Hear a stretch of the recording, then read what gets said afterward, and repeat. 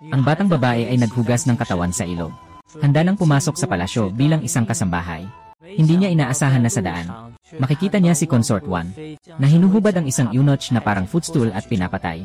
Kaya agad na tumakbo ang batang babae at humiga sa lupa. Ginamit ang kanyang katawan bilang hakbang para kay Consort 1. Ginoo, pakiusap, gamitin niyo ang alipin bilang higaan.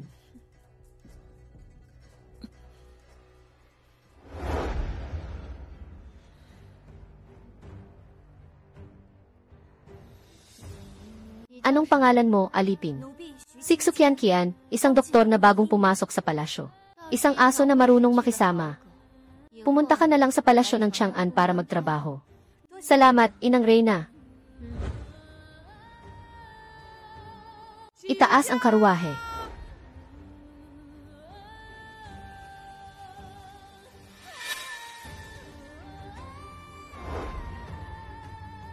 Si Juan Gaifi. Kailangan kitang bayaran ng dugo sa iyong mga kasalanan. Matamis ba? Hindi kasing tamis ng ubas na ito. Ay. Kung sana ang kanyang kamahalan ay humiling sa akin dito sa Hall of Diligence. Kung ganun, magiging demonyang prinsesa na ako. Ako ang emperador. Sino ba ang akalang demonyang prinsesa ka? Sige, pagkatapos ng kaarawan ng emperatrice. Gusto kong makita kung anong mga pakulo pa ang meron ang aking minamahal na prinsesa. Huwag magmadali, mahal na hari. Sa kasiyahan ng kaarawan ng emperatrice ngayon, naghanda ako ng isang puting jade na estatwa ng Diyos ng mahabang buhay. Hindi ko alam kung magugustuhan ito ng emperatrice. Basta't galing ito sa aking minamahal na prinsesa. Siguradong magugustuhan ng emperatrice. Ano ka ba talagang klase ng tao? Na nangahas makinig sa usapan ng Inang Reyna at ng emperador. Ako ay isang babae na dapat nakikinig sa labas ng pinto. Nagmamalaki ka pa. Mukhang gusto mo nang mamatay. Anong tinitingnan mo? Ang gamot ng Inang Reyna para sa kanyang pag-aantok. Nagawa na ang gamot. Pumunta ka at subukan mo ang gamot kay Niang Niang. Subukan ang gamot, subukan ang gamot. May sariling paraan para sa gamot. Hindi ito ang dapat kong gawin. Ikaw ay parang isang aso na alaga ni Niang Niang. Ano mang utos ko, susundin mo. Hurry up and go.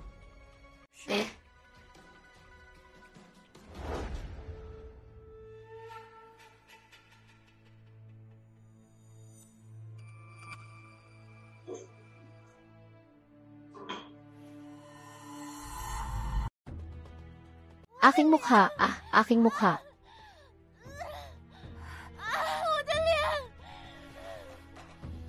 Maliit na bastos na alipin, Niang Niang. Simula nang uminom ang Inang Reyna ng gamot na dinala mo. Hindi na niya matiis ang sakit. Puno ng sugat ang kanyang mukha at katawan. Sinasabi nila kung binigyan mo ba siya ng gamot na lason. Nagbabalik ang init na lason ng Inang Reyna. Huwag kang makinig sa kanila, Inang Reyna. Ang maliit na alipin na ito ang nagdala at nagbigay ng gamot. Siya lang ang nag-alaga sa inyo. Baka siya nga ang naglagay ng lason sa inyo. Pero ikaw naman ang pilit na pinapunta ako doon. Baka ikaw ang naglagay ng lason. Gusto mo pa akong ipahamak.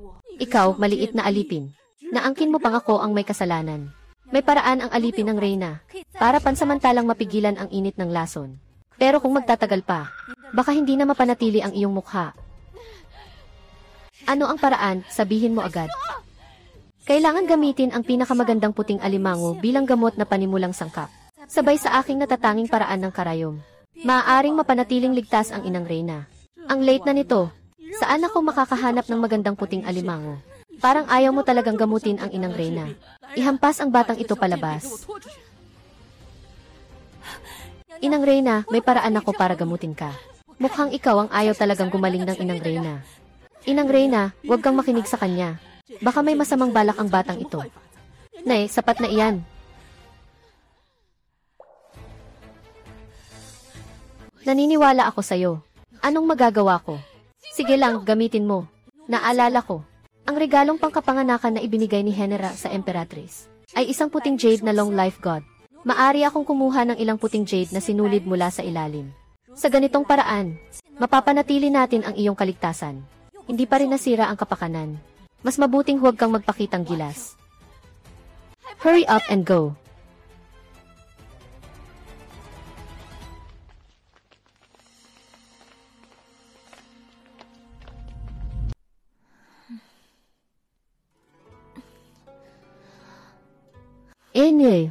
Sukyan-kian, talaga namang gumaling ka na agad. Maraming salamat po, Nyang-Nyang, sa papuri. Kulang nga lang, nakita mo ang pinaka-hindi kong itsura. Hindi ko ipagsasabi ito sa iba. At saka, ang mainit na laso ni Nyang-Nyang. Tanging alipin lamang ang makapipigil pansamantala. Palaging sasamahan ng alipin ang inang Maharlika, upang maiwasan ang muling pagbalik ng init na lason. Ikaw, huwag magalit, inang Maharlika. Kung muling lalala ang init na lason, magiging masama iyon. Wanning pinatay mo ang aking ama. Pinatay mo ang buong pamilya ko. Pinahirapan ka ng init na lason hanggang sa mamatay. Napakabait ko pa sa iyo. Ihahaya ko ang iyong tunay na mukha, para hindi ka makapanghingi ng buhay, at hindi ka rin makapagpahamak sa sarili.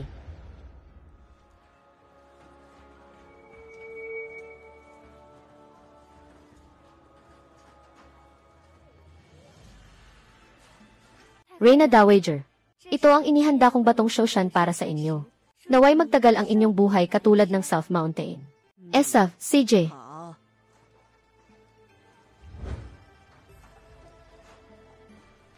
Ito ang handog kong panghabang buhay na regalo. Ito ang hinabing niyog na kumot na may simbolong Wanshu.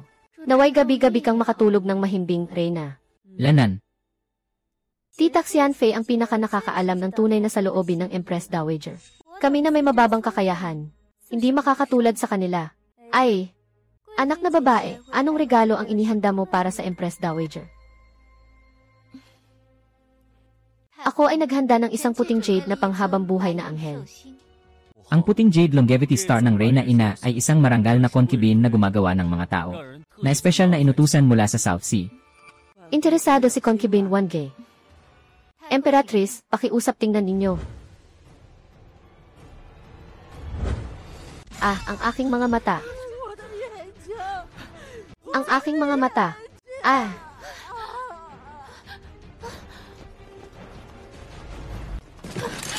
Alagad. Ang aking mga mata.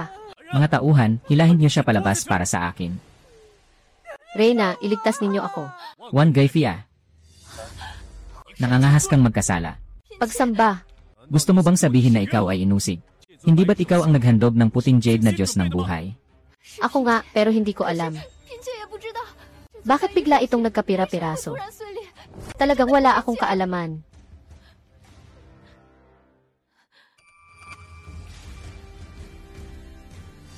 Binabati kita, Emperatrice. Pagbati, Emperatrice. Ano ang aking kasiyahan? Ang puting jade na Diyos ng buhay ay nasa harap ng tunay na Diyos ng buhay ng Emperatrice. Walang mapagtakbuhan. Sumabog sa mismong lugar. Bukod pa rito, silimo mo lang ang nasugatan sa mata dahil sa kapabayaan. Ipinapakita nito na ang langit ay nagpaparusa sa masasama para sa ating dinastya. Tiiyak na unlad ang kapalaran ng ating kaharian sa hinaharap. Itaas mo ang ulo. Hayaan mong makita kita ng aking sarili. Ano ang pangalan mo? Ako ay isang manggagamot sa palasyo ng kagalang-galang na Harlika. Ang pangalan niya ay Xukyan-Kian. Maganda si Xukyan-Kian.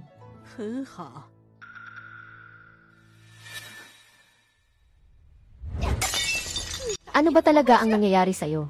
Siguradong si Nyang-Nyang Gifi ay si Xukyan-Kian. Yung maliit na bastos na tao. Kahapon lang siya ang nakialam sa Byushuxing. Hindi ba may dalawang bodyguard na nakabantay kahapon? Hindi magawang bantayan ng 4 na mata. Gumagawa kaya siya ng masama kay Byushuxing. Ito. Ang maliit na salbaheng iyon. Nasaan siya? Tunay na inaalagaan ng hari ang kagalang-galang na pangalawang emperatrisa. Alam niyang natatakot siya sa ulan. Kaya sinamahan niya siya. Xiao Anzi, lalo kang madaldal nitong mga nakaraang araw.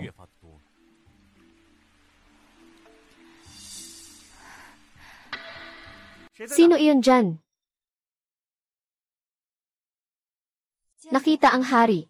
Ikaw ba yon? Ikaw ang maliit na concubine ng kagalang-galang na pangalawang emperatrisa. Ang pangalan ko ay Xukyan-Kian. Aliping si Xukyan-Kian, nakikita ang hari. Sa gabi pa naman. Bakit ka nakayuko sa kanal? Noong araw, sandali lang kitang nakita. Napansin kong pagod ang hitsura ng hari. Marahil dahil sa dami ng gawain. At pagod na dulot nito. Naalala ko na sa hardin ng palasyo ay may halamang gamot na tinatawag na magandang mukha. Pinakamabisang pampakalma at pampalakas ng enerhiya. Kaya naisip ko na pitasin ito at ialay sa iyo, mahal na hari. Itaas mo ang ulo.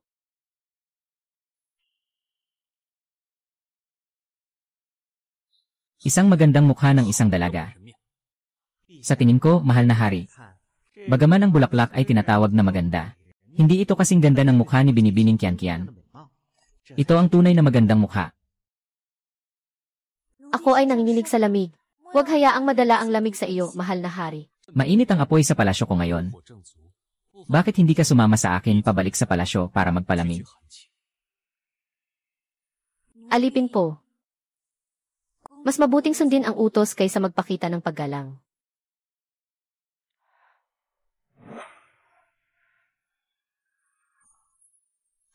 Ipahayag ang aking utos. Agad na italaga si Xu Qianqian bilang Xu Zhaorong at ilagay siya sa Changshan Hall. Opo.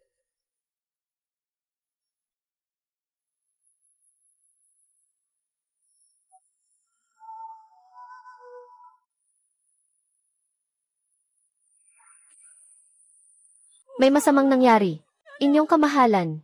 Siksuksyan siya na maliit na salbahing babae. Hindi ko alam anong mangkukulam ang ginamit. Na pinapasa siya ng haring emperador bilang Zhaorong. Ang maliit na salbahing iyon ngayon ay dapat kasalukuyang nagpapakasarap sa emperador. Hindi talaga basta-basta ang maliit na salbahing ito. Tawagin mo ang aking bayaw. Opo.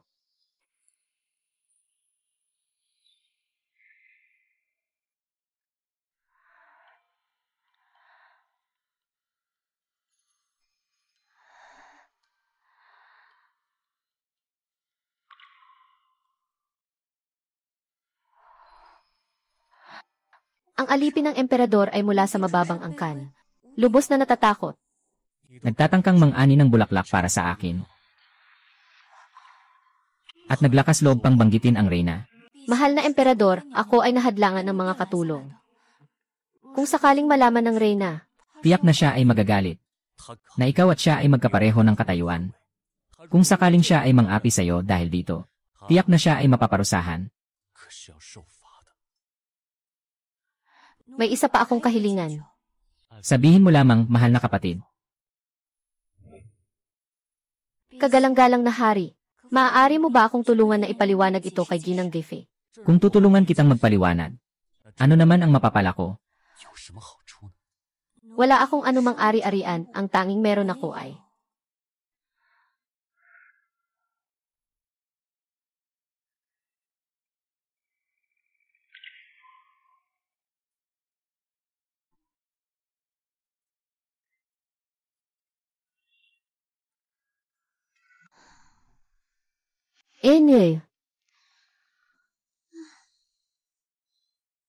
Bantayan mo ng mabuti si Qianqian. Ang maliit na salbaheng iyon. Mas mabuti sigurong patayin na lang siya. Hindi pwedeng ganun. Kailangan ko pa rin siya para pigilin ang init ng aking katawan. Lalo na't pinarangalan na siya ng kanyang kamahalan bilang Zhaorong. Mahirap nang kumilos. Tutulungan kong bantayan ang mahal na ginang. Paano ako bibigyan ng gantimpala ng mahal na ginang? Ano ang nais mong gantimpala?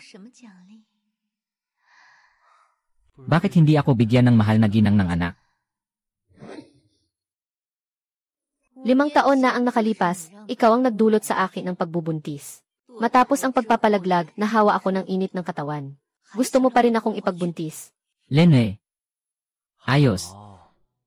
Lahat ng ito ay kasalanan ko.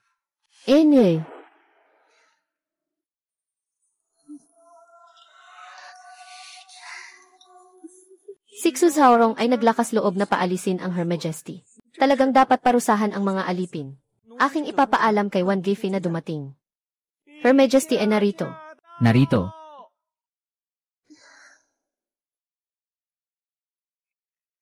Her Majesty ay narito.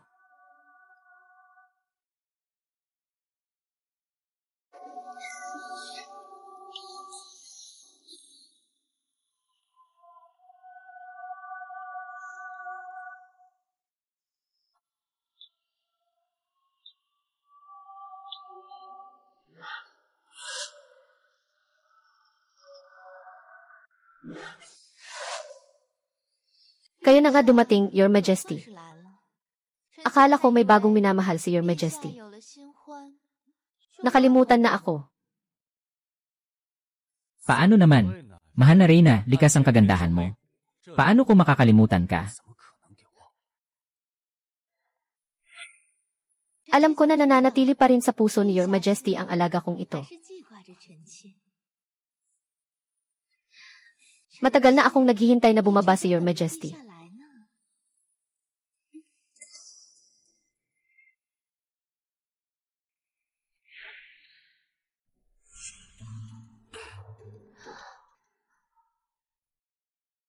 Ay, naaalala ko may mga sulat pa akong hindi pa napapasa.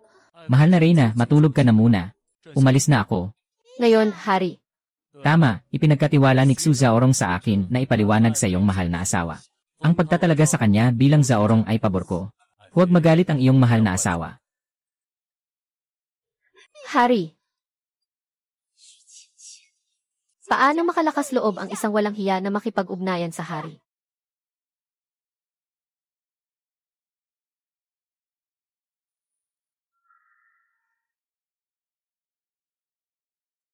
Sige, gawin na ninyo.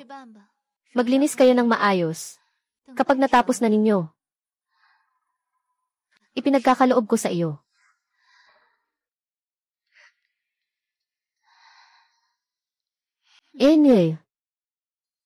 Narito na ang mahal na ginang.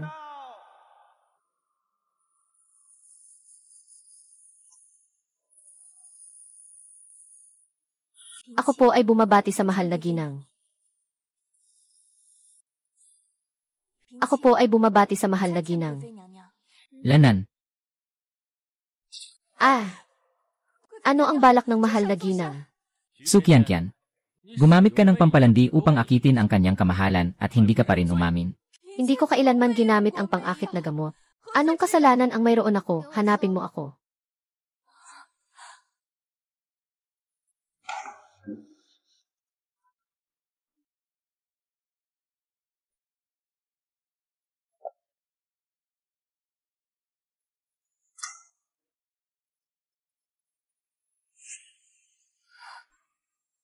Tiyak ang ebidensya.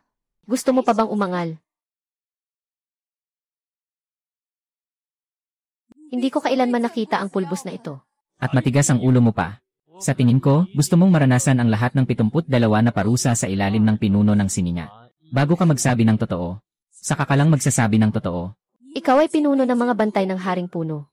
Pinatawag sa palasyo. Pumasok ng lihim sa harem. Nag-imbestiga ng lihim sa kwarto ng mga concubine. Gusto kong makipagkita kay Haring. Sino ka ba na gusto mong makipagkita kay Haring? Dinadala siya ni Mamang Li palabas.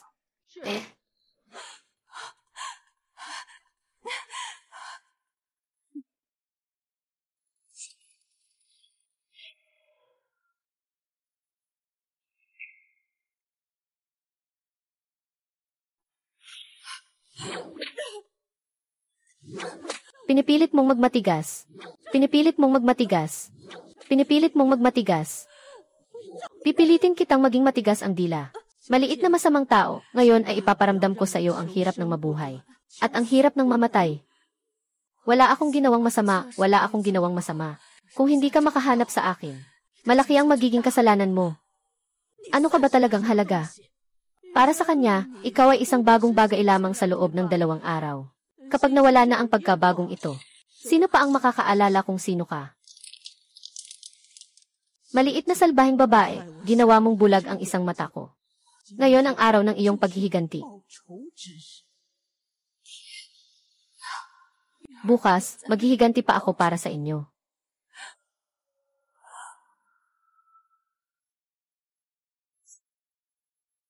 Yayali.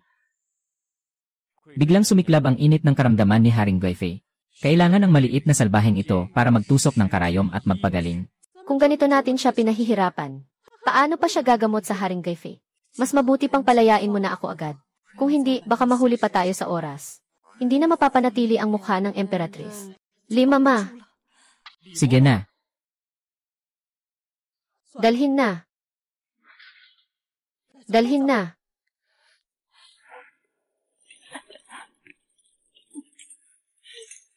mukha ko. Mukha ko. Dave.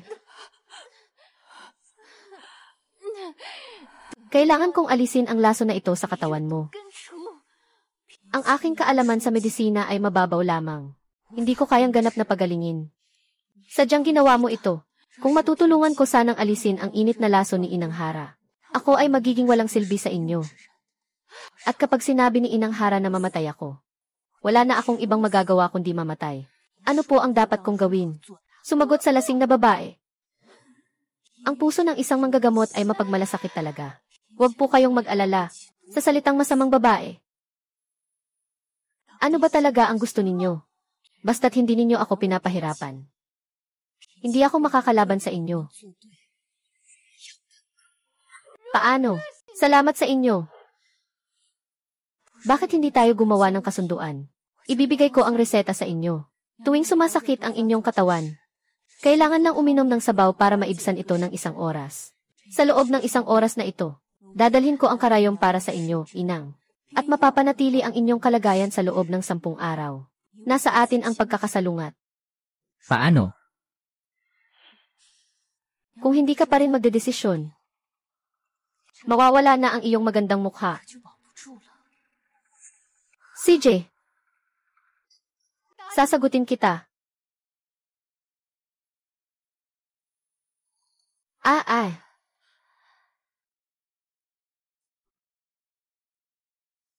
Ginoo, kumusta po ang pakiramdam ninyo?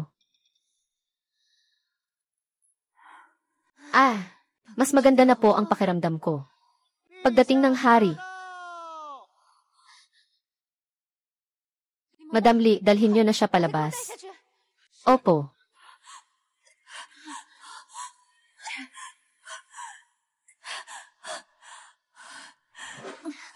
Hari po.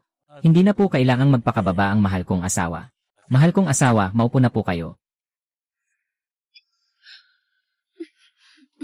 Mahal na emperador, ako'y bahagyang nagkasakit sa lamig. Ikaw ay nag-aalala ng walang dahilan. Basta't wala namang masama sa aking kalagayan, ayos lang. Limama, talagang ikaw ang kanang kamay ng mahal na emperatris. Tumahimik ka. Kung sakaling makita ako ng emperador sa ganitong kalagayan, ano ang iyong gagawin? Ikaw, Mama. Huwag mo akong saktan. Ano bang klaseng tao ka, Mama? Ang kanyang kamahalan ay isang batang alipin na hindi pa nakakaintindi. Ate Lee, dali mo siyang dalhin pababa. Opo.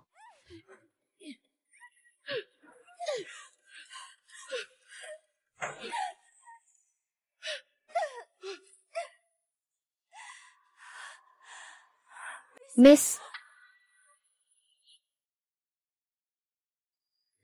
Mahal kong asawa. kanyang kamahalan, inaalagaan ko kayo. Mahal kong asawa, bumangon ka na.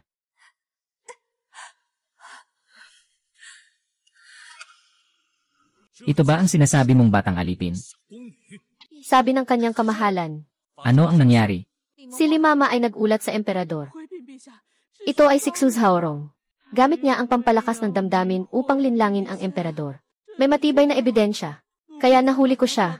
Sa Shenqing Sea. Ikaw, mababang babae, anong karapatan mong parusahan ang aking paboritong asawang babae? Limama, matagal ka na ring nasa palasyo. Paborito ng emperador. Aba, naglakas loob kang gumamit ng sariling parusa. Ito ay kaparusahan ng pagkapunit-punit. Hindi ba ikaw ang nag-utos, Inang Reyna? Haring mahal, maharlika. Hindi alam ng Inang Reyna ang tungkol dito. Si Yaya Lee ang nag-akusa sa akin na gumamit ng gamot pampalasa para akitin ang hari. At nagdala pa ng mga tao para hulihin ako. Pero malinis ang aking pangalan. Nang magalit si Yaya Lee, dinala niya ako para parusahan gamit ang sariling kamay. Walang pakundangan. Heswata, patawarin po ninyo ako. Ako po ay nagkamali. Patawarin po ninyo ako, Heswata. Hindi ako pinapansin ni Madam Lee, hindi bale. Pero ang akala niya, na ikaw ay isang emperador na maaaring maakit gamit ang panggagaway. Talagang hindi ako mapakali sa puso ko. Kung ganoon, sundin ang mga patakaran, ipapako sa krus.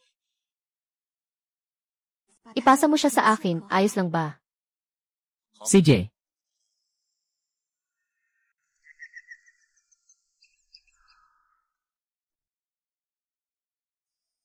Ginoo ng kapangyarihan. Ako ay sumusunod lamang sa utos ni Consort Wang. Patawarin mo na ako. Hindi naman masama kung papatawarin kita. Pero kailangan mong sabihin sa akin. Tungkol sa pagkamatay ng buong pamilya ni Isi. Su Zeng, ang Royal Doctor, 5 taon na ang nakalipas. Gusto mo ba ang buhay na ito? Depende na sa'yo. 5 taon na ang nakalipas. Ngayon ay parang mabigat ang katawan ko. Wala akong ganang kumain. Maging ang buwan ng mensahe ay hindi dumating sa loob ng 2 buwan. Ano bang sakit ang dinaranas ko? Mahal na Reyna, mukhang may masayang balita ka na. 2 buwan na ito. Anong sinasabi mo, umalis ang kanyang majesty ng 3 buwan? Ako ay buntis ng 2 buwan. Ito ay biyaya mula sa langit para sa Reyna. Huwag nang magsalita, kumuha ng gamot para sa pagpapalaglag.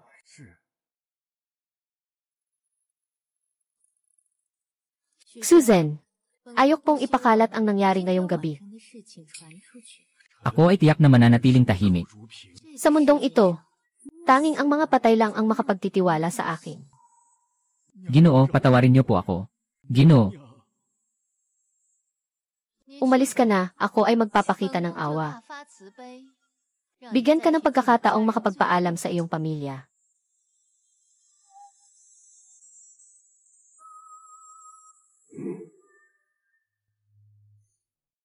Pupunta ako ngayon para patayin siya at itahimik. Hindi maiiwasan na maipakalat ang bagay na ito habang pauwi. Ang gusto ko ay ang buong pamilya niya. Mahal na Reyna, patawarin niyo po ang alipin ninyo. Hindi kita papatawarin, ngunit ikukulong kita. Gagawin kang sangkap ng gamot, para sa mga taong susubok ng gamot sa buong kaharian. Dalhin mo siya. Mahal na Reyna, patawarin niyo po ako. Ginoo. Ginoo, patawarin niyo po ako. Ginoo, Ginoo. Huwag po sanang pumatay sa amin ang Emperatrice.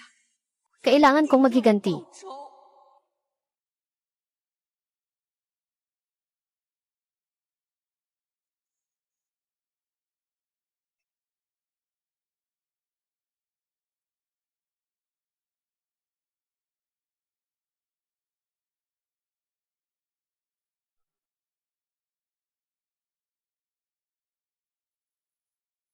Nang ganito ang itsura ko. Naramdaman ko ang sakit, pero personal na inalagaan ni Haring ang sugat ko. Kahit gaano pa kasakit ang sugat, sa puso ko, ito ay isang kaligayahan. Ikaw talaga'y malikot. Kung ganito katamis ang dila ng alipin, may gantimpala ba ang inyong kamahalan? Anong gantimpala ang nais ng aking mahal na asawang babae? Sabihin mo lang, walang problema. Nais kong makasama ang inyong kamahalan. Na muling marinig ang kwento ng pagkikita sa lobo.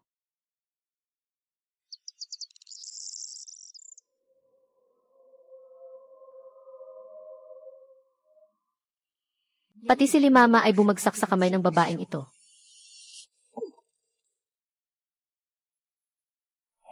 Bakit pa kailangang magalit sa babaeng yon? Ang inyong kamahalan ay nagugustuhan lamang siya sa kanyang bagong anyo. Basta't ikutin mo lang ang utos ko. Hindi pa rin siya magkaiba. Magpapasako pa rin siya sa'yo.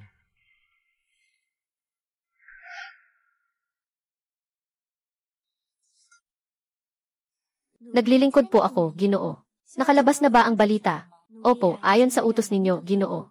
Ipinalabas na namin ang balita tungkol sa inyong pakikipag-ugnayan sa iba. At saka, binigyang diin namin na magkikita kayo ngayong gabi sa Listening Rain Pavilion kasama ang mga rebelde. Magaling ang ginawa ninyo.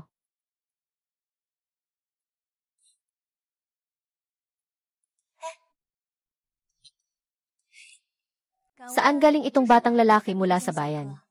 Bakit siya naglakas loob na pumasok sa harem sa gabi? Saan galing itong batang manggagamot? Bakit hindi ka pa bumabalik sa palasyo sa ganitong oras? Ano ang pangalan ng batang ito? Ako si Han Jiangyu. Sukyan-kyan.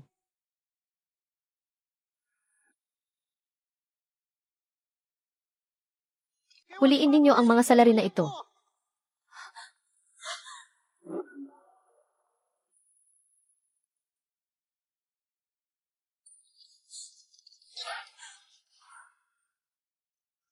Wan Gifi, alam mo ba ang iyong kasalanan? Bilang isang Gifi, ako ay dumating kami para dakpin kayong dalawa, mga mapanlin lang na mag-asawa. Walang sala. Wan Ling-er. Patawarin po kami, mahal na hari.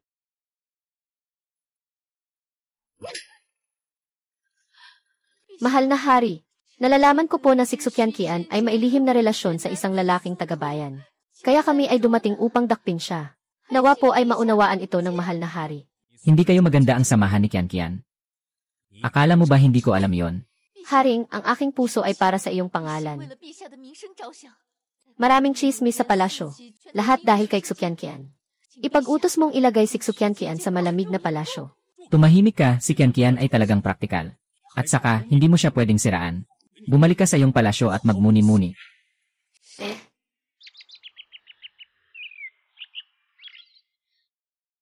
Paano nagawa ng haring makipaglaban sa akin para sa isang maliit na walang kwentang tao? Malamang, hindi na siya talaga nakatutok sa'yo. Ano ang dapat gawin? Wala akong anak na kasama. Ngayon, nawala na ang pagmamahal ng kanyang kamahalan. Mas mabuti pang alisin si Xukyanqian. Hindi, ako'y may sakit na init at lason. Bagamat nakuha ko na ang reseta. Ngunit ito'y pansamantala lamang. Ito'y isang hakbang lamang.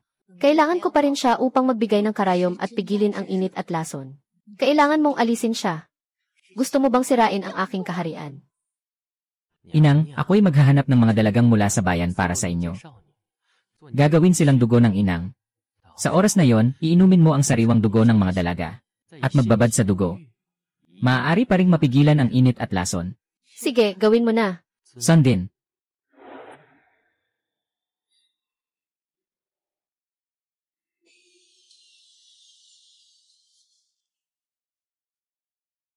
Mahal na hari, abala ka sa mga usaping pampolitika kamakailan. Napansin kong nagiging magaspang na ang iyong labi.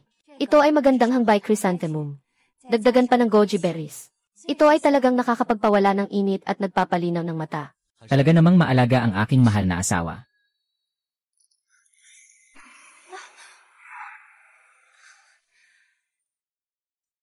Ang aking mahal na asawa ay maganda at kaakit-akit. At mahusay sa medisina. Ako'y pinalad na magkaroon ng ganitong magandang asawang pangalawa. Ang inyong kataas-taasang kapangyarihan ay abala sa maraming bagay. Kamakailan ay nag-aalala at hindi makatulog. Labing-labing nag-aalala ang puso ng inyong lingkod. Ang mga alipin ay nagsusunog ng mga halamang gamot para sa pagtulog sa loob ng palasyo. Naghahanda akong gumawa ng isang pamatid tulog na bulsa para kay Haring Nino.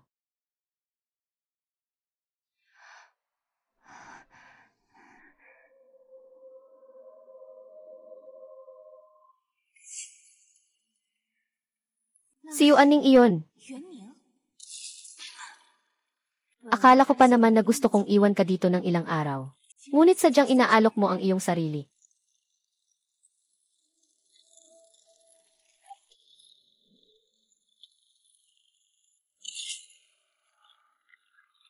Mga tao, halika rito.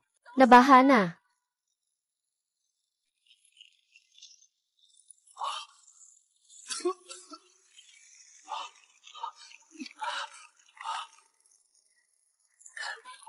King. Kung aalis ako, hindi ako aalis.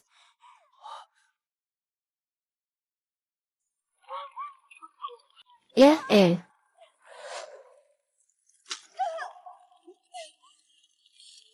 Fi.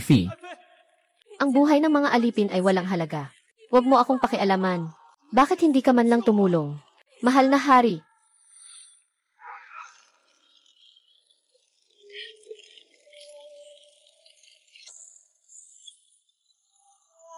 Qian. Qian, gisingin mo. Mahal na hari, ayos ka lang ba? Ayos ka lang. Napakasaya ko talaga.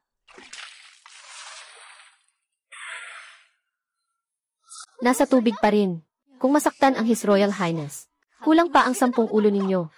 Ipinapaabot po sa inyo, mahal na Emperatrice. Hindi ko rin alam kung bakit nagliyab ang apoy. Ngunit napakalakas ng apoy. Siguradong may nagplano nito. Walang galang. Sa loob ng palasyo. Sino ang may ganitong lakas ng loob? Siyempre, ang babaeng iyon ay gustong magpakabayani. Bakit hindi ka pa nagmamadaling apag-apoy?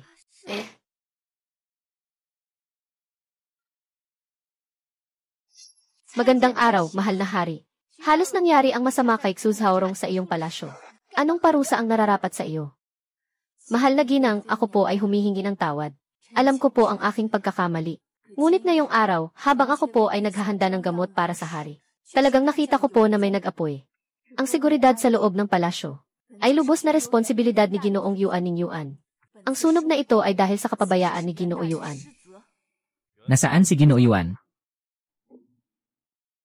Mahal na hari, ang mga sinasabi ni Xu Zaorong ay walang basehan. Hindi ko kailanman nakita ang sinumang mamamaslang na nagsunog.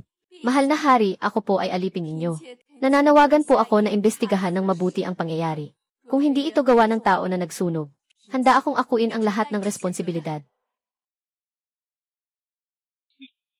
Nalaman na ng Forget-Me-Not team ang pinagmulan ng apoy.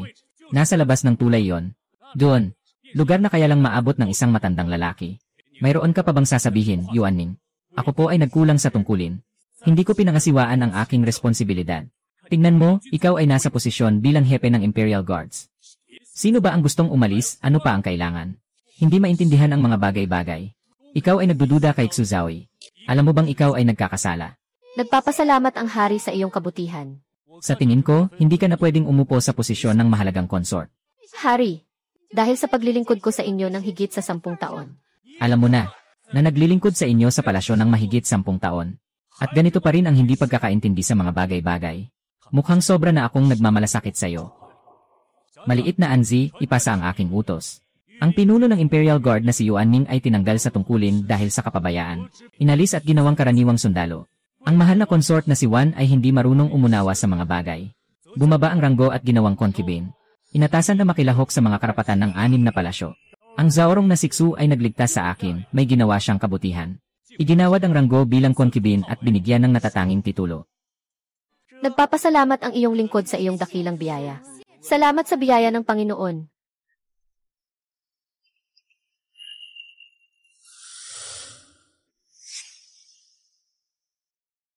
Tigil! Isa ka lamang medikal na kapitan. At hindi ka man lang bumati sa akin. Pareho tayong may ranggong harem. Ako rin ay may ranggong harem. Sino ba sa atin ang mas mataas ang dangal? Ikaw nga. Nakalimutan ko na pala na may titulo ako. At wala ka naman. Mukhang mas mataas ang estado ko kaysa sa iyo. Ikaw, napakababa mong tao. Wan Ping. Ito na ang huli kong dignidad.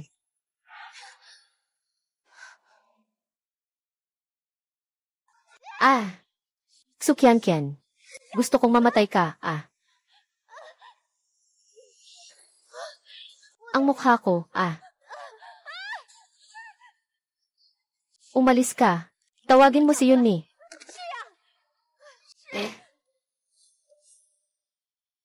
Inang. Yuan Yang, bakit ka pa nakatunganga? Mahal na Pina. Naghahanap ako ng dugo para sa inyo. Kailangan mo rin akong bigyan ng kaunting pabor. Basta't maibalik ang aking anyo. At muling makuha ang pabor ng hari. Hindi ba't madali na lang makuha ang aking posisyon?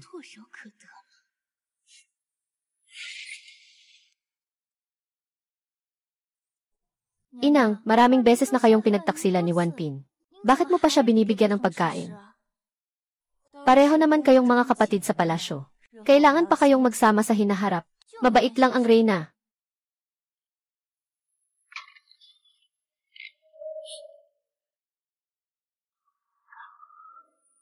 Ang ginang ay napakamasama pala.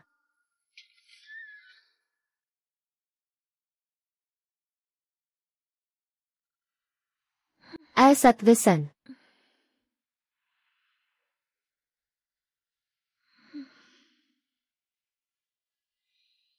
Ganon pa rin ang reyna.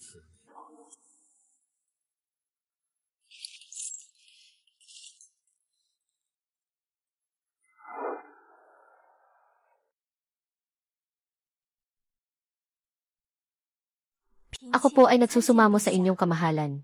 Bakit ka dumating sa ganitong oras, mahal kong ginang?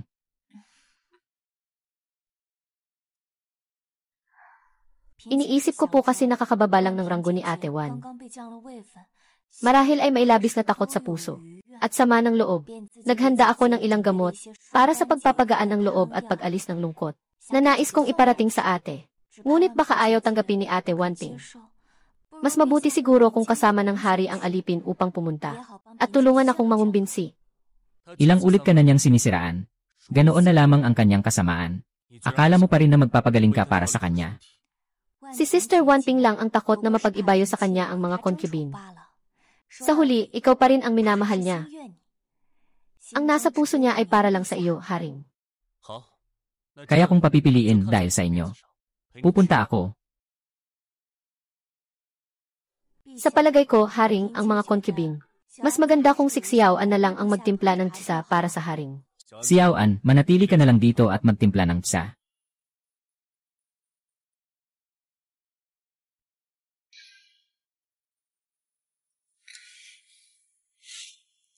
Sa kama ka lang naman may silbi.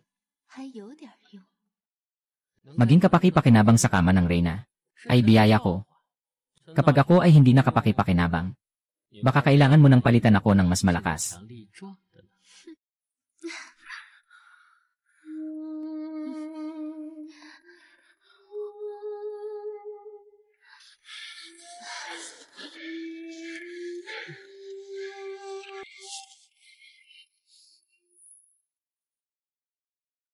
Sa gitna ng araw na ito, bakit walang tao?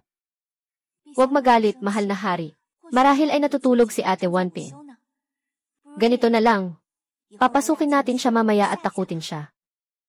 Akala ko'y napakaswel ng aking mahal na asawang babae. Kaya't kailangan kong maging maingat. Baka isang araw. Bigla mo akong takutin. Mahal na emperador. Tara na.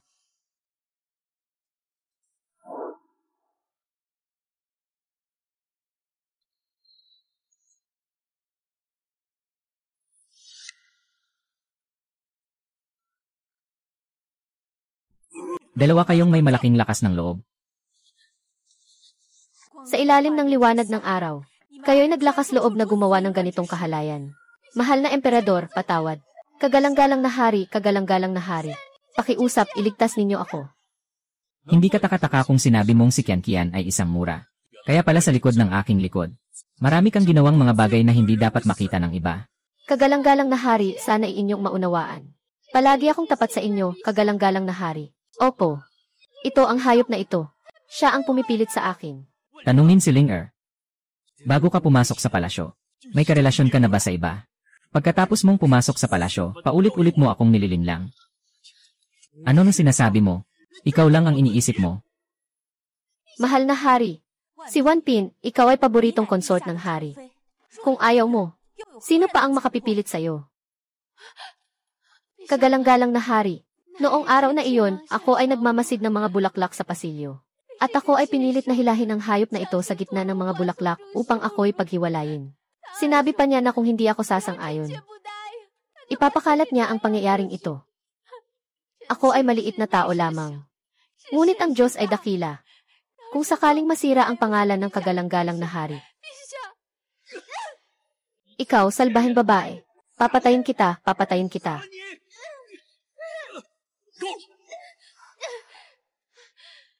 Lola, mahina ang katawan ni Princess Wanping palagi.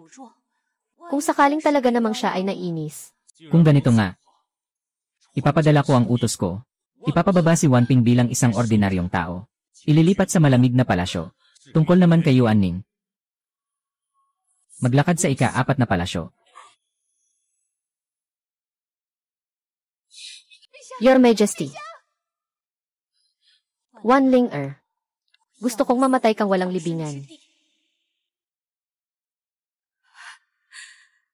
Nanghihingi po ako ng kamatayan mula sa kagalang-galang na hari. Aking minamahal na asawa. Minamahal, ano ang ginagawa mo? Gumising ka. Hindi po ako makabangon. Ako mismo ang nakasaksi na si Wan Ling Er ay gumawa ng napakasamang kasalanan na nakakasira sa kapangyarihan ng langit para mapanatili ang dangal ng hari. Nais kong ipahayag ang aking saloobin kahit kamatayan. Mahalin mo na lang ako, magpapaliwanag ako mamaya. Ang gumawa ng kahihiyan ay si napakasamang babae at si Yuan Ning. Kahit mamatay pa ako, sila ang mamatay. Anak na babae, anong ginagawa mo? Naiintindihan ko, mahal. Mahal na hari, parang inaalala mo ako. Bago ka maglingkod sa hari. Ako ay isang nag-iisa at walang tahanan. Isang alipin na mababa ang katayuan.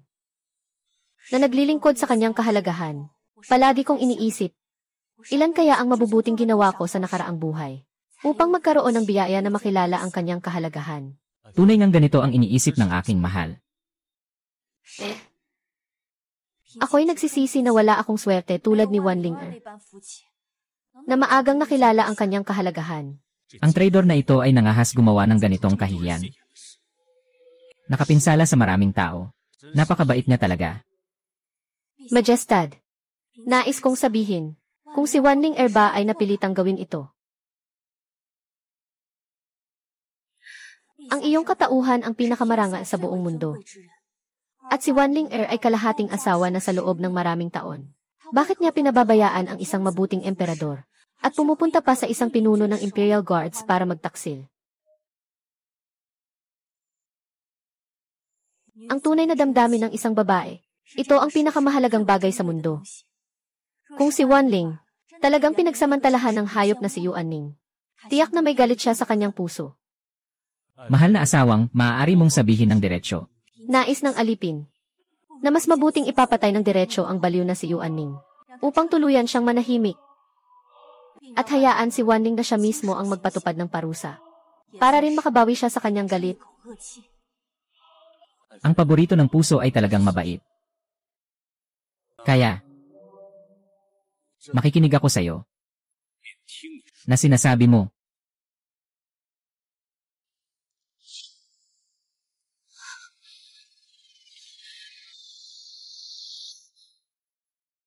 Nandito ako sa ibaba, naghihintay sa'yo.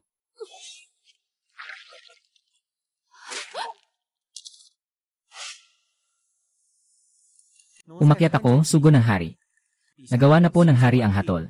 Patay na ang baliw na si Yuanning. Naiintindihan. Sabihin mo ng direkta. Katatapos lang ng alipin na ipasa ang utos sa bilangguan.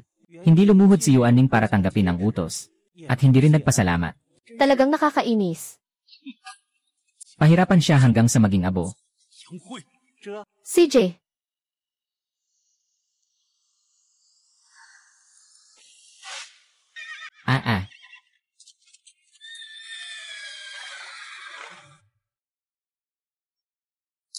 Hayaan mong subukan ko. Tumahimik.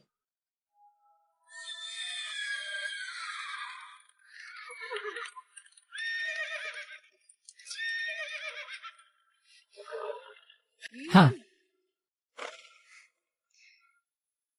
Magaling sumakay.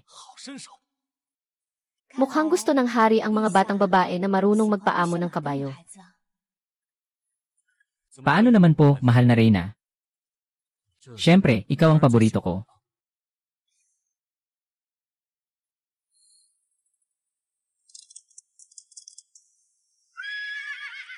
Ha!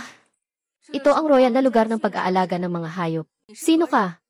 Paano ka nakapasok ng walang pahintulot? Ginoowan, ito po ang hari. Ako po, hindi ko alam na ang banal na kanyang kamahalan ay dumating. Patawarin po ninyo ako, kanyang kamahalan. Walang anuman, lumapit na kayo. Lumaki ako sa kampo kasama ang aking ama at mga kapatid mula pagkabata. Mas pinapalaki nila akong parang isang lalaki. Sanay na sa pagiging magaspang. Pakiusap, wag po ninyo akong pagtawanan, kanyang kamahalan. Paano po namin kayo pagtatawanan? Si General Wan ay naglilingkod sa larangan ng digmaan. Isa rin siyang tapat na lingkod ng bansa at ng kaharian. Ako, bilang kapalit ng aking ama at mga kapatid, ay nagpapasalamat sa inyong kamahalan. Ang dalagang ito, si Wan Xin'er, ay pamangkin din ni Ginoong Wan. Ano naman kung ganoon? Si Wanling ay si Wanling. Kung ganoon nga, bakit hindi natin siya pasukin sa palasyo upang maging kasama ng mga harem? Mahal kong asawa, ikaw ang nakakaunawa sa akin.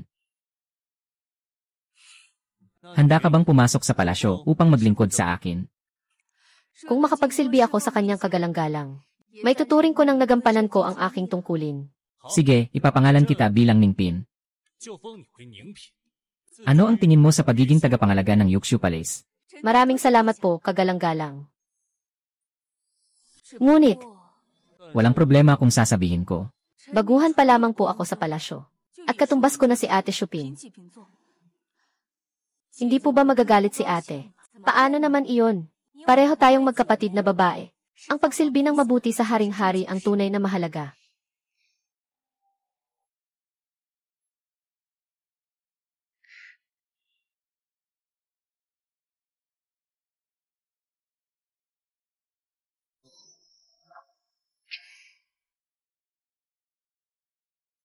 Ate, huwag kang mag-alala. Wala kaming ganitong mga bonus sa hukbo. Kapag pumasok ka sa palasyo, kailangan mong mag-ingat. Huwag kang iinom ng alak na kapareho ng iba sa loob ng palasyo.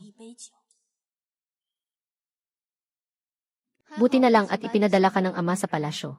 Kaya nakakapigil pa ako ng init ng aking lason gamit ang pagiging dalaga. Ano ba ang pinanggalingan ng pinsan nating si Xuqianqian? Pati ikaw, hindi mo siya matalo. Ano bang meron ako? Hindi ko talaga alam, Death. Ngunit talagang nahulog ang loob ng emperador sa akin. Ngayon, ang emperador ay nahulog na sa akin. 3 araw na siyang hindi pumunta kay Xuqianqian. Kung totoo ito, kailangan mong mabilis na magsalita ng mabuti tungkol sa akin sa harap ng emperador para makaalis na ako sa malamig na palasyo.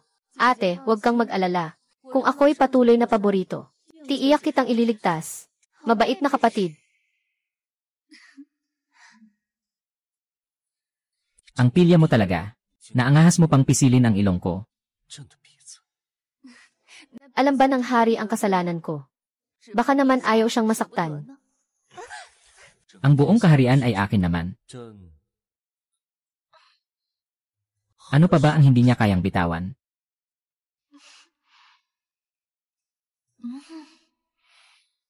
Anong nangyari?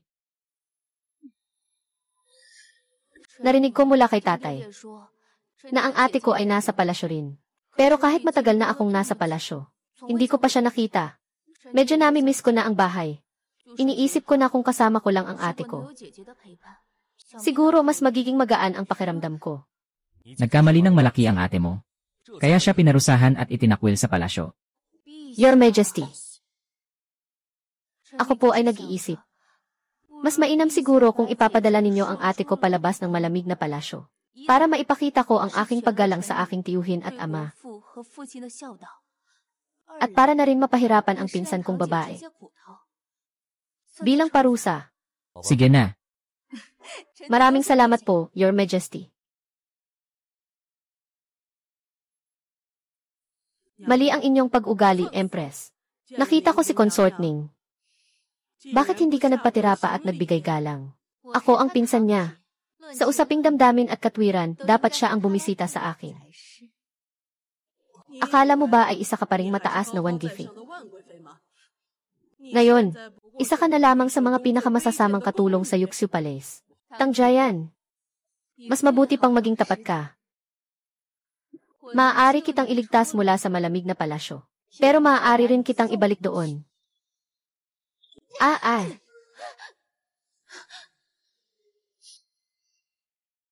Ngayon ay mabait ka na. Basta makita ko lang ang emperador. May posibilidad akong maibalik ang pabor ni Wang Xin. Pagdating noon, wala ka nang magagawa sa akin.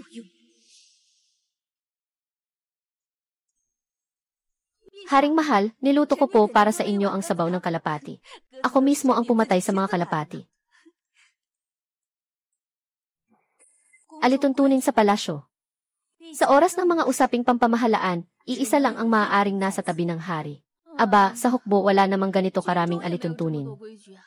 Alam lang na ang utos ng militar ay parang bundok. Sino ang nakakaalam na napakaraming alituntunin sa palasyo? Alainan. Sige na, bata pa si Xiner. Hayaan mo na siya. Nagtatanggal po ako.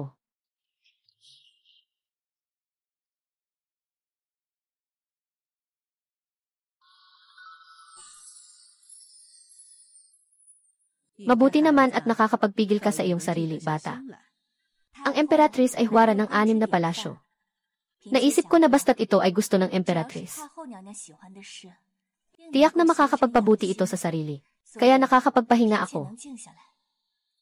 Sinasabi mong umalis na ang kapatid na lalaki sa loob ng maraming taon. Ang puso ng isang ina ay parang patay na kahoy, kaya't nagsimula akong kopyahin ang mga sutra. Bakit ka nag-aaral ng mga ito sa iyong murang edad? Maging ang paglingkod sa emperatrice ay isang biyaya para sa akin. Maliban na lamang kung sa tingin ng emperatrice ay ako'y bobo. At ayaw akong turuan. Nakipagtalo sa emperador. Wala. May nagmamalasakit sa kanyang kahalagahan. Ikinalulugod ko po iyon. Huwag mong sabihin yan, napansin kong namamaga ang mga mata mo nitong mga nakaraang araw. Siguro ay lihim kang umiyak ng maraming beses. Bata pa si Ningping. Maraming bagay ang hindi niya naunawaan ang mga panganib. Araw-araw ay palaging nakikisama sa kanyang kahalagahan. Kamakailan ay inobserbahan ko ang kanyang kahalagahan. Siya ay tila walang sigla sa araw. At hindi makatulog sa gabi. Nakikita kong parang lumubog na ang mga mata niya. Talagang nakakaawa. Paano kaya nagiging ganito ang Ningpin? Ipahayag ang utos ng emperador. Agad itaas si Shupin bilang Shufi. Ayusin ang mga bagay sa loob ng 6 na palasyo. Kian, ngayong gabi ay tiyak na pupunta ang emperador sa iyo.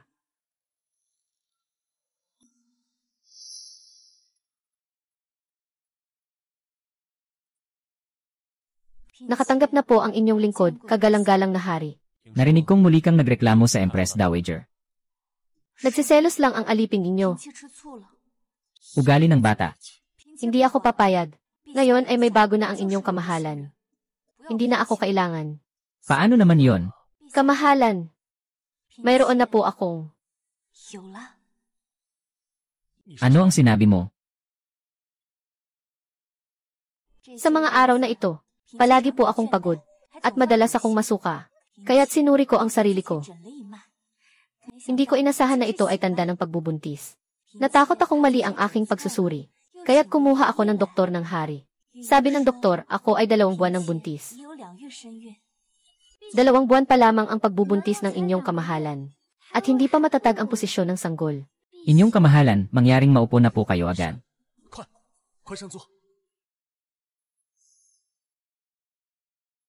Napakabuti. Ito ang unang anak ko mula nang ako'y umupo sa trono. Siyempre, ituturing ko siyang kayamanan. Mahal na Ginoo, sa tingin mo ba ay nakamit ko ang posisyon bilang iyong asawa? Sa pamamagitan lamang ng pag-aamo at pag-uulat. Hindi naman. Dapat lang. 2 buwan na. Magandang araw, ate. Narinig kong ikaw ay buntis. Nagpadala sa iyo ng isang palayok ng granada ang kapatid na babae. Nais niyang batiin ang ate ng maraming anak. At suwerte. Ang granadang ito ay may magandang kahulugan. Ang ikinababahala lang ay baka may nakabaon na mosque sa palayok na ito. Paano mangyayari iyon? Ako ay tao ng militar. Hindi ko alam ang mga liko-liko ng mga babae sa harem. Kung hindi tatanggapin ng ate, ibig sabihin ay hindi siya nirerespeto.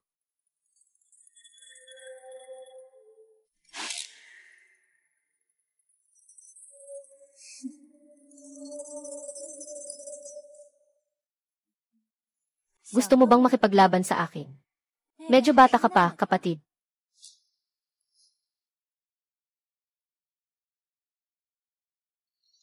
Anong nangyayari dito? Hindi mo talaga alam, kapatid.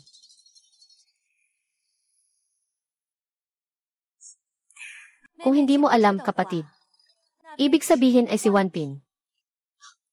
Nakalimutan ko na. Ngayon ay isa ka ng karaniwang alipin, Wanlinger. Ang kapatid mo ay naitalaga ng concubine. Samantalang ikaw ay isang simpleng katulong sa palasyo. Ano ang pakiramdam? Hindi maganda, di ba? Ngayon, isa ka na lang ring concubine. Huwag kang mag-isip na nanalo ka. Hanggang hindi pa dumadating ang araw ng iyong libing, walang makakapagsabi. Patawarin ang sinumang bumangga sa utos. Saktan ang tagapagmana. Ihatid siya sa labas at paluin ng 20 beses. Babae, bumangga ka sa akin. Pakawalan mo ako.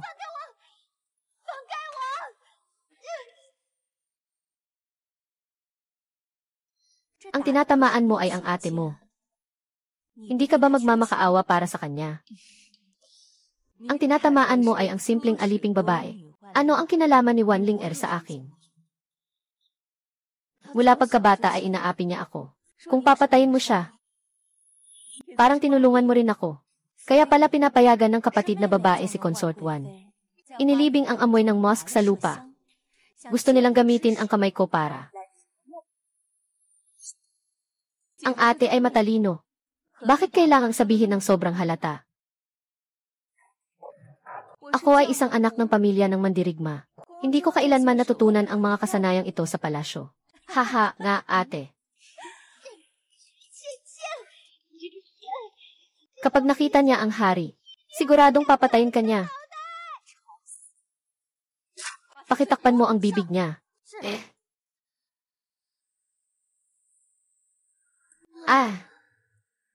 Talaga namang marunong mag-enjoy ang pinsan ko.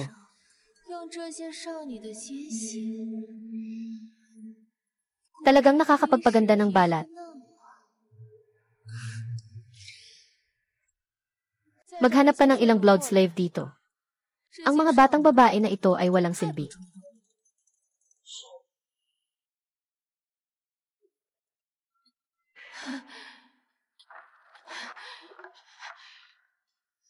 Bakit ka nandito? Mayroon akong magandang gamot para sa sugat. Bakit ka magiging mabait at magdadala ng gamot sa akin? Naalala mo ba si Xuzen? Xuzen. Ang doktor na si Xuzen ay ang ama ko. Ha. Yung matandang yun ay tatay mo pala. Ha. Karapat dapat siya. Dahil hindi niya alam kung kailan magbabago. Noong panahon, magkaibigan kami ni Yuan Huan. May 20 buwang pagbubuntis ako. Basta't ilalagay niya lang ang batang ito sa harap. Maaari itong gawin ng hindi mo alam. Ngunit siya ay matigas ang ulo na sinasabi na ang batang ito ay 2 buwan. Kung kumalat ang balitang ito, ako ang mamamatay. Ha, hayop ka. Ha, dahil sa iyong sariling kapakanan, pinatay mo ang aking ama. At pinapagawa mo kay Yuaning na ipapatay ang buong pamilya ko. Kapag nag-aalis ng damo, dapat ay ugat ang alisin. Hindi mo naalis ang ugat na ito ng maayos. Kaya't nandito ka para maghiganti.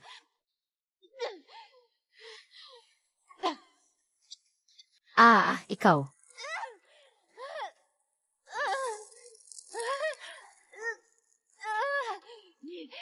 Anong nilagay mo sa akin? Huwag kang mag-alala, hindi ka nito papatayin. Pabilisin lang ng gamot na ito ang pagbalik ng iyong init na lason. Pagdating ng panahon, mapupuno ng mga sugat ang buong katawan mo. Tama, tanggap ko ang sakit ng pagkakagat ng libong ahas. Pesting babae ka talaga. Wan Ling-er. Gusto kong maranasan mong hindi makaligtas at hindi makamatay.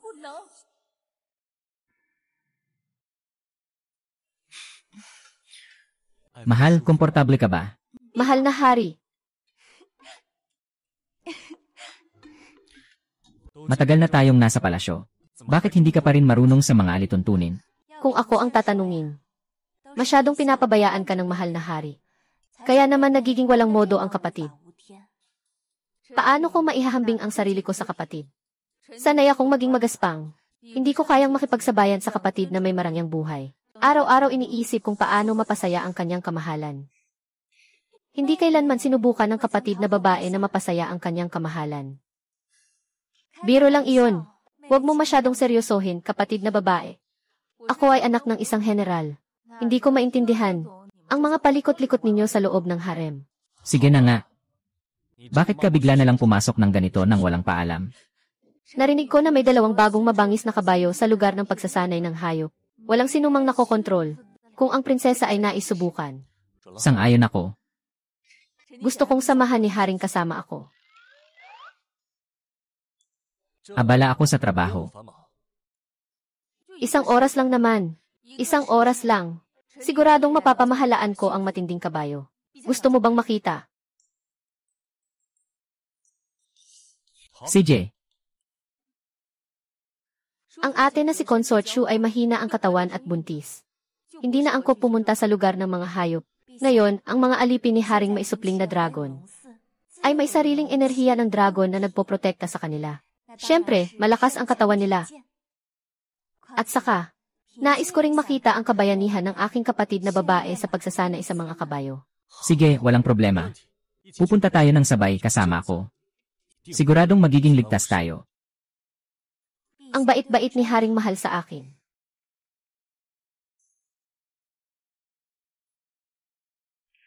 Ako ay pupunta sa pagpapasunod ng mga hayop. Sa lugar, pakiusap, Haring Mahal, payagan niyo po akong magpalit ng mas magaan na damit. Haring Mahal, paalam po. Ako ay maghihintay na lamang sa iyo mamaya. Nasa puso ninyo po ang lahat. Lanan.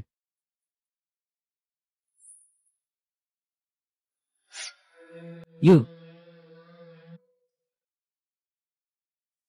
Ginoo, ang mga kabayo ay sensitibo sa pula. Gusto mo bang palitan ito? Talaga. Hindi ako pamilyar sa ugali ng mga kabayo. Matagal ka nang naninirahan sa loob ng palasyo. Paano mo nalaman ang ugali ng mga kabayo? Narinig ko lang po. Ayusin mo ang iyong bibig. At ayusin mo rin ang iyong mga tainga. Hindi pwedeng magdramang palabas sa aking palasyo. Alipin, alam ko ang aking pagkakamali. Alipin, alam ko ang aking pagkakamali. Tumayo ka, salamat, inang prinsesa. Kung ang nangyari ngayon ay kumalat, tanging ikaw ang aking tatanungin. Inang prinsesa, pagpalain ka. Inihanda ng emperador ang malambot na upuan para sa iyo. Nagpadala siya ng alipin para kunin ka. Mabuti ang intensyon ng kanyang kamahalan. Aalis na ako.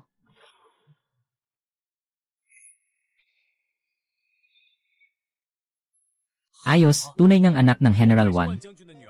Siguro siya lang ang makakabihag sa kabayong ito. Ningpin ay nakabihag pa nga sa mabangis na kabayo ng haring ito. Lalo na sa isang matapang na kabayo lang. Aba, anong ibig sabihin yan? Bakit nagalit ang hari?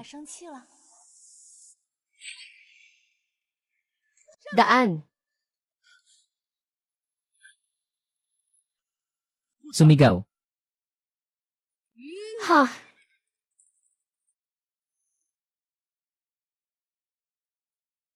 Ako po'y hindi alam na ganito kalakas ang kabayo. Halos mabangga ang paring Maharlika. Patawarin po ninyo ang paring Maharlika sa kasalanan.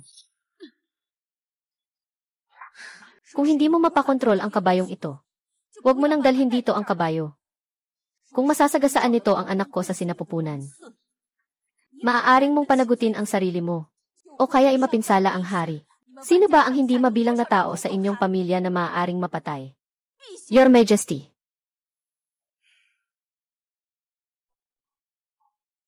Your Majesty, please consider the unborn dragon here in the consort's womb. Do not let Ning Consort continue to act recklessly. The noble consort is right. You should reflect in solitude.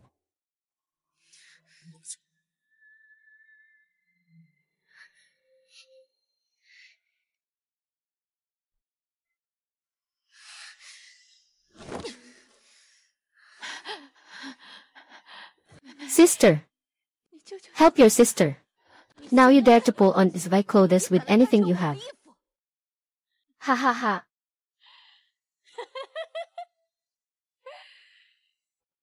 Don't think he do not know. Ngayon, ang huwes na tahanan ay parang isang walang laman na shell.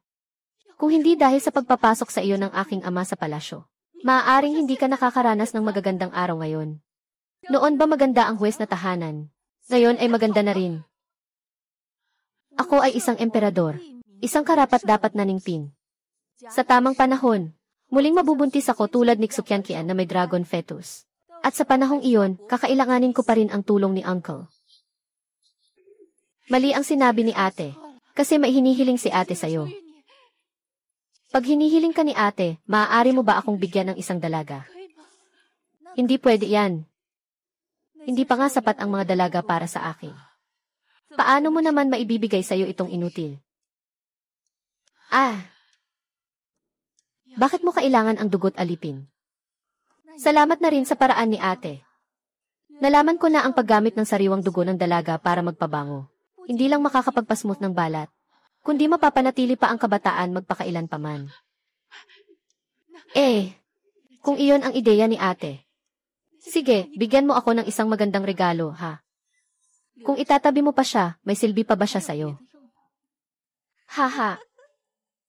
Sige, kunin niyo ang dila niya, tanggalin niyo. Ayaw, ayaw. Pakawalan mo ako.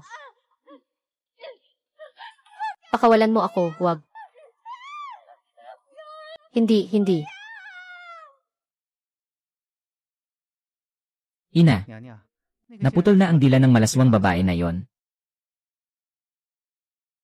Ngayong gabi, dapat ay magbabasa ang haring sa bulwagan ng pagsisikap. Ipadala na siya sa palasyo ni Consort Shu. Opo.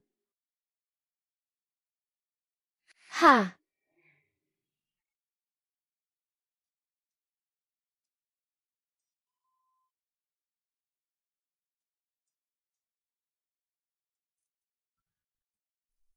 Pagpupugay, ina. Ginang, ito ay regalo mula sa kanyang kagalang-galang para sa inyo. Maraming salamat, Yunuko.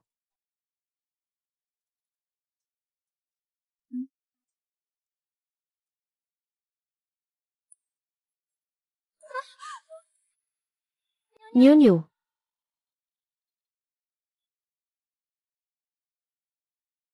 Wang Sinner, hindi mo ba akalaing matatakot ako sa hitsurang iyon mo? Matagal na akong manggagamot. Walang hindi ko pa nakita. Ngunit itong si Wang Sinner. Hindi na pwedeng manatili pa. Pumunta tayo sa Yukshu Palace.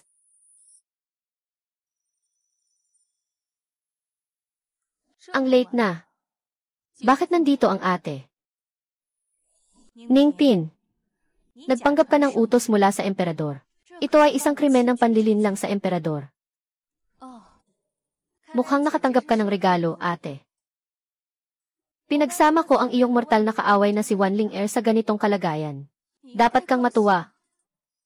Bakit nandito ka pa para magtanong ng parusa? Wan Xing Er, talagang napakasama ng puso mo. Huwag mong akalaing hindi ko alam ang balak mo. Balak mong takutin ako at magdulot ng miscarriage. Hindi ako tulad ng mga babae sa palasyo ninyo. Walang masamang puso tulad ninyo. Ako'y simple lang. Gusto ko lang mapasaya si ate. Kung ganun, masaya ako. Sama ka sa akin. Hayaan mong si Haring magpasya. Sugod ka na. Anong ginagawa mo? May tao ang hari. Nagsusuot ng yukata. Hari. Ah. Hari. Hindi ko inaasahan na pareho kayo ng kapatid mong babae. Sobrang sama ng loob.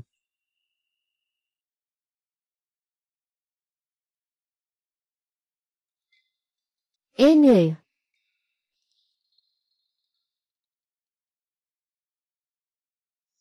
Kamusta na si Kian? Sabi. Magandang araw po, Hari. Mahina na ang katawan ng Reyna. Bago pa man siya nagkaroon ng takot, nanganak na siya ng maaga. Dagdag pa ang pagbagsak na yon. Ang dalawang prinsipe sa kanyang sinapupunan. Hindi. Anong sinasabi mo? Anyway. Ang Empress ay nagdadalang tao ng kambal. Kagalang-galang, kagalang-galang. Kagalang-galang. Ako po ang hindi nakapag-ingat sa ating mga anak. Walang anuman, ang mahalaga ay alagaan mo ang iyong sarili.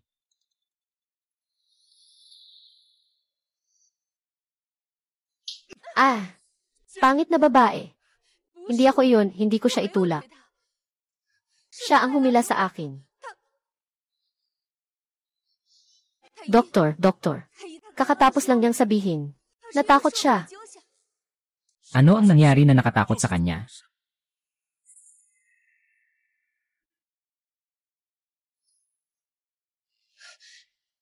Ito. Lumayo ka. Hindi ba't ito ang regalo ng kanyang kamahalan para sa akin?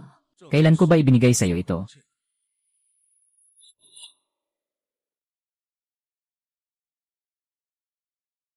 May 3 eunuko na dumating kanina. Dinala nila ang kahon na ito. Sabi nila, ito ay regalo ng kanyang kamahalan para sa akin. Binuksan ng concubine ang kahon at tiningnan. Nakita niyang puno ng dugo at laman si Wanling Er. Naisip ng concubine na si Ningpin ay kapatid ni Wanling Er. Kaya nagmadaling mag-report, hindi inakalang. Kahali-halina, pakinggan mo ang paliwanag ko, kahali-halina. Sa ngayon, wala nang ibang pwedeng ipaliwanag. Ako talaga ang hindi makapaniwala sa mga ito. Hindi ko kailanman naisip na saktan ko si Niang Shufu. Yung 2 eunuch na nagdadala ng kahon. Mahal na hari, katatapos lang may nag-report mula sa Imperial Guard. Sabi nila, may nadiskubring 2 eunuch na patay sa damuhan sa loob ng palasyo. Sa dami ng damo, natagpuan sila. Nakaya nilang pumatay at takpan ang kasalanan. At sinasabi pa nilang inosente sila. Mahal na hari. Mahal na hari. Mahal na hari. Kasalanan ito ng mga concubine ko. Kung sana'y mas marunong pa ang alipin. Nabigyang diin si Ning Mei. Tiyak na hindi sana nangyari ang ganitong kapahamakan. Ganitong mapanirang babae, kapag mas pinapaboran mo siya, lalong lumalakas ang kanyang loob. Tao. Dalhin ang mababang uri na ito at parusahan siya. Mahal na emperador, mahal na emperador. Mahal na emperador, pakiusap, maawa kayo. Ako po ay naglilingkod sa inyo, ipinapasa ang aking hiling. Patawarin niyo po ako. Ipinapadala ng general ang utos ko. Ang general na tagapagtanggol ng bansa ay hindi nagbigay ng tamang aral. Tanggalin sa posisyon at imbestigahan. 2 asawa at mga concubine sa isang pamilya. Sa kabila nito, nagawa pa nilang gumawa ng ganitong kababuyan. Tinatawag mo itong pandaigdigang hustisya. Nandito ang hari. Hindi na matatakot ang mga concubine at alipin. Aking mahal. Magpahinga ka na at alagaan ang iyong katawan. Si Dr. Son ay isa ng veterano sa palasyo. Kapag nandyan siya, huwag kang mag-alala. Huwag kang mag-alala, magkakaroon pa tayo ng mga anak. Mahal na hari, gabi na po. Kailangan din po ng inyong kamahalan na magpahinga ng maaga. Nandito po ang matandang lingkod upang maglingkod. Huwag po kayong mag-alala, mahal na hari. Mabuti rin po iyon. Bisitahin kita muli sa susunod na araw. Paalam, mahal na hari. Mahal na reyna. Sa kakayahan ng imperial na manggagamot, hindi niya maaaring hindi malaman na hindi ako buntis. Bakit mo ako nilinlang? Kian, hindi mo ba kilala si Tioson? Kasamahan ko ang iyong ama. 5 taon na ang nakalipas, ako sana ang papasok sa palasyo para suriin ang pulso ni Ginang Wan. Ngunit dahil sa malubhang karamdaman ng aking anak babae, ang iyong ama ang nagpasok sa akin sa palasyo. Kung hindi siya, may utang akong buhay sa iyong ama. Ngayon, nabayaran ko na ito. Tito Son, kung wala ka, baka hindi ko rin ito malutas. May isang hiling pa ang matandang lingkod, inyong kamahalan. Sige po, sabihin niyo lamang. Ang anak ng matandang lingkod ay pumasok sa palasyo 2 linggo na ang nakalipas. Mula noon ay wala nang balita. Tito Son, maaaring alam ko kung nasaan ang iyong anak na babae.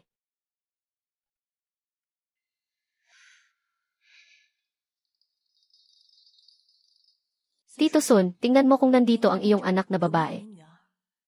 Tinutukan ko.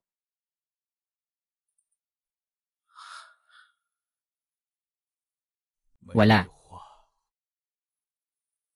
Kung wala, Saan kaya siya?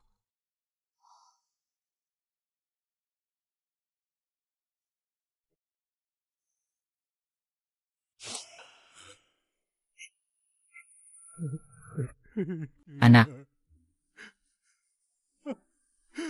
Anak ko.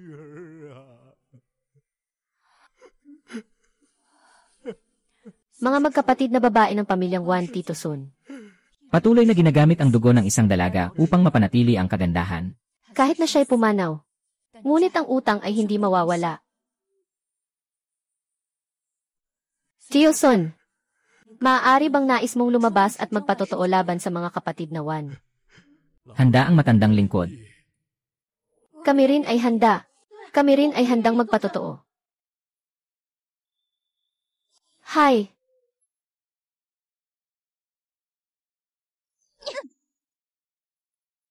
Mahal na asawang babae, anong ginagawa mo? Nais maghiganti. Sabi, Ako ay ang nag-iisang anak ni Yuing Physician Suzensi. Pinatay ng aking ama si Consort Wan Linger. Inutusan pa niya si Yuaning na lipulin ang buong pamilya ko. Sa loob ng malalim na palasyo, para maghiganti sa matinding put. Nakita ko rin na ang mga kapatid na Wan ay walang awa. Para mapanatili ang kanilang kagandahan, ginamit pa ang dugo ng dalagang bata para paliguan ang ilalim ng mga mata. Lahat ng kasalanan ay nandyan. Naway malinaw na makita ito ng hari. Naway malinaw na makita ito ng hari. Ang anak ng matandang lingkod ng hari ay isa ring biktima. Ngayon ay patay na siya. Taos pusong hinihiling namin sa hari na ipagtanggol ang matandang lingkod. Ano, ito ba ang haligi ng bansa, si Xiao Anzi? Iniutos na, ipapatapon sa Renren ng 3,000 li. Mga lalaking nasa hustong gulang sa bahay, mga tagapagpugot ng ulo, mga armadong alipin. Matalino ang iyong kagalang-galang.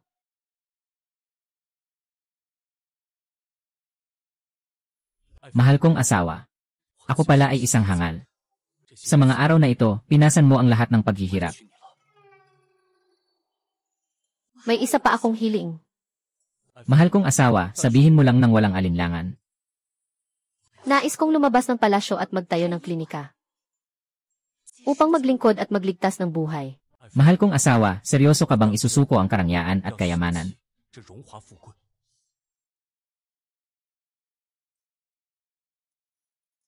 Tiyak na ang aking puso. Sana po'y pagbigyan ninyo, mahal na hari. Naging malambot na.